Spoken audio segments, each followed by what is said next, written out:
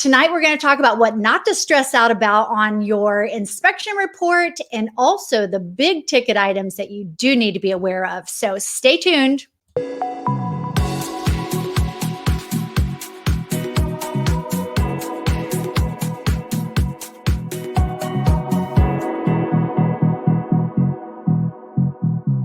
Welcome back. I'm Susanna Gentry with Coldwell Banker.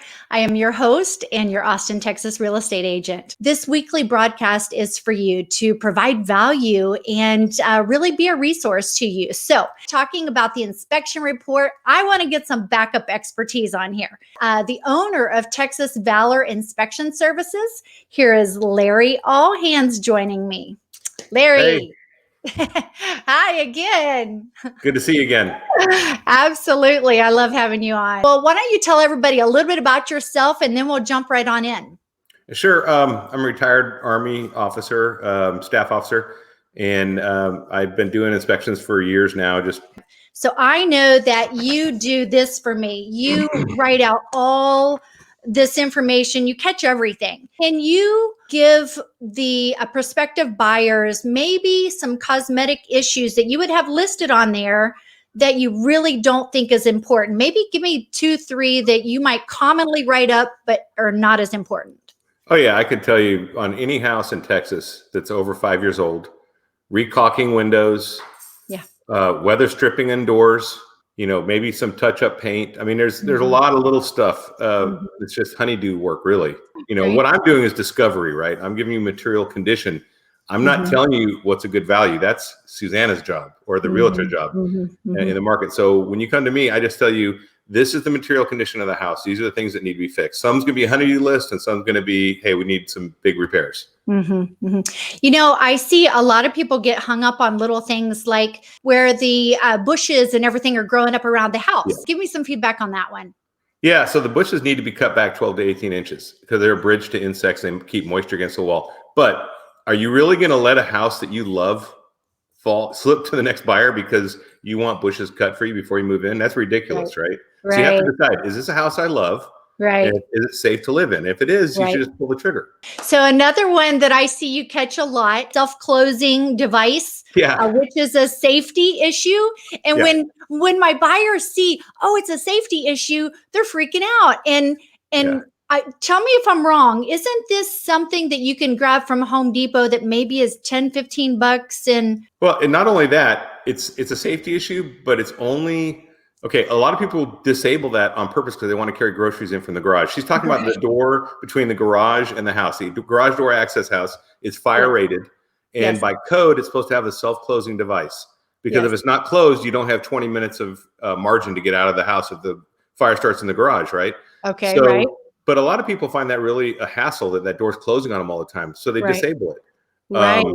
But yeah, it's like a $15 fix. And you don't have to have it. It's not required, especially in this market. I mean, don't let a house you love slip away because of a dang self-closing device on a door, right? Right. And don't be so alarmed when it is a safety hazard. It's something that can be easily fixed. And I'm just required to call it out as a safety hazard because if I don't, then I'm on the hook, right? If there's a fire there and I never called it out and it burns the house down, then hey, the inspector never notice that, right? So I have to call it a safety issue. So another one that I see a lot, and I think you mentioned, what is that type of caulking that you always talk about around the garage? Elastometric. It's outdoor rated, UV rated caulk, and you want to go with the clear stuff when you buy it. You can get it at Home Depot, and it's the cheapest, most effective way to maintain your energy conservation in your home and keep water out, which is the name of the game in making a house last.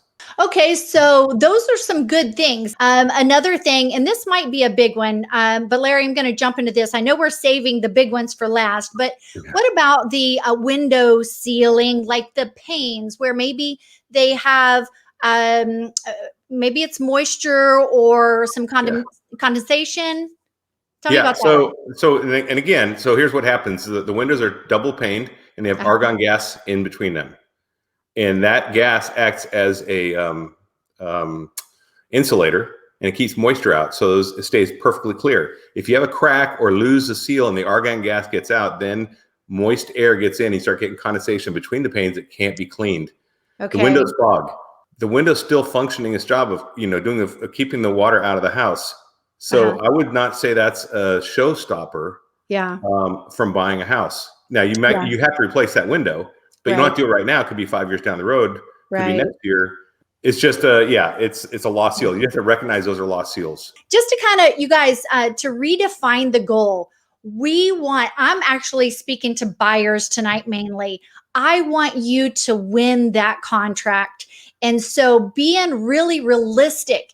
And one of the biggest things that I find that happens in real estate, whether you're working with myself or someone else, maybe the expectations are not set clearly enough.